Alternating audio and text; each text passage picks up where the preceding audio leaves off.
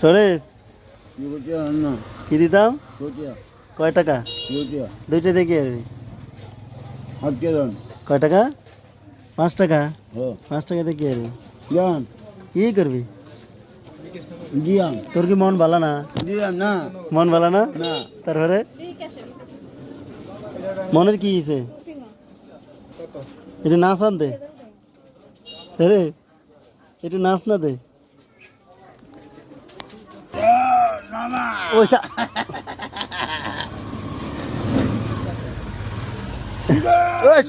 শরীফ এরকম করিস না তুই। দুইটা দেখি আর বিধি আয়